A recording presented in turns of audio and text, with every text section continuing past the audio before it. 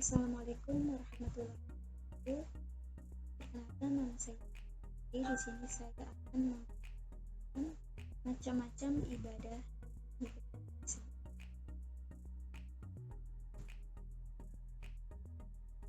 Pertama, pengertian ibadah dari berbagai perspektif. Secara etimologi, kata ibadah merupakan bentuk musdar dari kata abadah yang tersusun dari huruf ain, ba, dan arti kata tersebut mempunyai dua makna pokok yang terlihat bertentangan atau bertolak belakang. Pertama, mengandung pengertian lin, wa, u, yakni kelemahan dan kekuatan.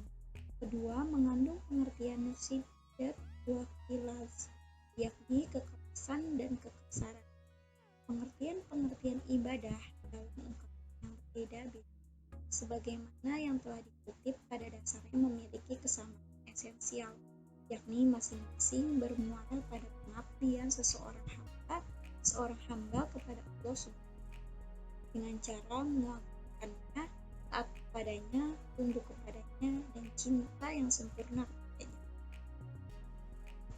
Selanjutnya ada pengertian ibadah dalam berbagai perspektif. Yang pertama, penjelasan dari Abdul Mu'in Salim, yaitu ibadah dari makna diperoleh kata-kata yang bermakna mamluk, yang dimiliki dan mempunyai bentuk jamak, taib, dan untuk pertama bukan makna budak-budak, yang kedua untuk makna hamba Tuhan. Dari makna terakhir inilah sumber kata abadah, ya buku ibadatan, yang secara leksikal bermakna tunduk merendahkan dan menghinakan diri kepada dan di hadapan Allah. Yang kedua, penjelasan dari T.M. Hasbi A.S.H. Siddiqi.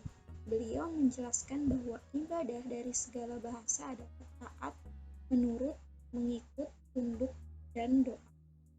Yang ketiga, ada perspektif dari ulama tauhid, di mana mengesahkan Allah, mentakzimkannya, dan sepenuh-penuhnya takzim, serta menghinakan diri dan menundukkan jiwa kepadanya atau menyembah Allah sendirinya. Yang keempat, ada perspektif ulama akhlak, mengerjakan segala taat badaniyah dan menyelenggarakan segala syariat atau hukum. Perspektif ulama tasawuf, yaitu seorang mukallaf mengerjakan sesuatu yang berlawanan dengan keinginan nafsunya untuk membebaskan Tuhan. Yang keenam, ada perspektif menurut ulama fikih, yaitu segala taat yang dikerjakan untuk mencapai keridhaan Allah Subhanahu wa Ta'ala dan mengharap pahalanya di akhir. Yang ketujuh, ada penjelasan dari M. Qulai Shihab, yaitu beliau mengatakan ibadah adalah suatu bentuk ketundukan dan ketaatan yang mencapai puncaknya sebagai dampak dari rasa pengagungannya yang bersemai dalam lubuk hati seseorang terhadap siapa yang kepadanya ia tunduk. Selanjutnya ada macam-macam ibadah. Ibadah ditinjau dari beberapa segi memiliki begitu banyak klasifikasi, mulai dari ruang lingkup, bentuk dan sifat, dan juga lain sebagainya. Klasifikasinya dimaksud antara lain: yang pertama, dari segi ruang lingkupnya. Ditinjau dari segi ruang lingkupnya, ibadah dapat dibagi menjadi dua macam, yaitu ibadah khasah, ibadah ammah. Yang kedua, dari segi bentuk sifatnya. Tinjau dari segi bentuk dan sifatnya, ibadah terbagi dalam 6 macam. Ibadah yang berupa perkataan dan ucapan, ibadah berupa perbuatan, ibadah yang berupa menahan diri dari mengerjakan sesuatu pekerjaan, ibadah yang terdiri dari melakukan dan menahan diri dari suatu perbuatan, ibadah yang bersifat menggugurkan hak, ibadah yang meliputi perkataan. Selanjutnya, dari segi sifat, waktu, keadaan, dan rukun. Apabila ditinjau dari segi sifat, waktu, keadaan, dan hukumnya, ibadah terbagi menjadi mu'ad, mudhi, mu'ad, mutlak, muwaqqat, muwassa, mudahayyak atau miyar, zusyabain, muayyan, mukhayyar. Hikmah ibadah yang pertama, mukhayyar. Seorang hamba yang sudah berketetapan hati untuk senantiasa beribadah menyembahnya, maka ia harus meninggalkan segala bentuk syirik. Yang kedua, memiliki ketakwaan. Ada dua hal yang melandasi manusia menjadi bertakwa, yaitu karena cinta atau karena takut. Ketakwaan yang dilandasi cinta timbul karena ibadah yang dilakukan manusia setelah merasakan kemurahan dan keindahan Allah Subhanahu wa Ta'ala. Setelah manusia melihat kemurahan dan keindahannya, muncullah dorongan untuk beribadah kepadanya. Sedangkan ketakwaan yang dilandasi rasa takut timbul karena manusia menjalankan ibadah dianggap sebagai suatu kewajiban, bukan sebagai kebutuhan. Selanjutnya, terhindar dari kemaksiatan. Ibadah memiliki daya pensucian yang kuat sehingga dapat menjadi tameng dari pengaruh kemaksiatan. Tetapi keadaan ini hanya bisa dikuasai jika ibadah yang dilakukan berkualitas.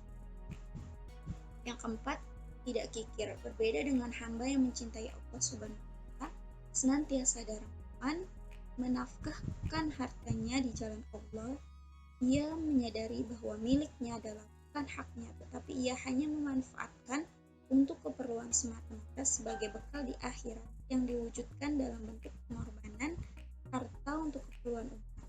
Yang kelima, berjiwa sosial.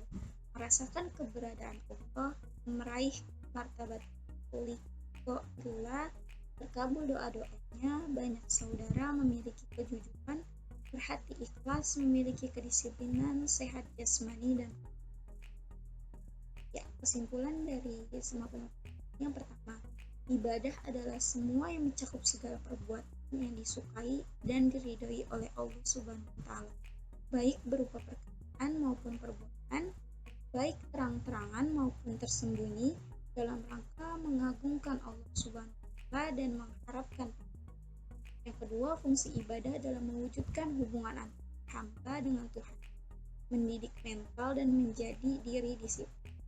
Yang ketiga, ibadah ditinjau dari beberapa segi, memiliki begitu banyak klasifikasi, mulai dari ruang lingkup bentuk dan sifat.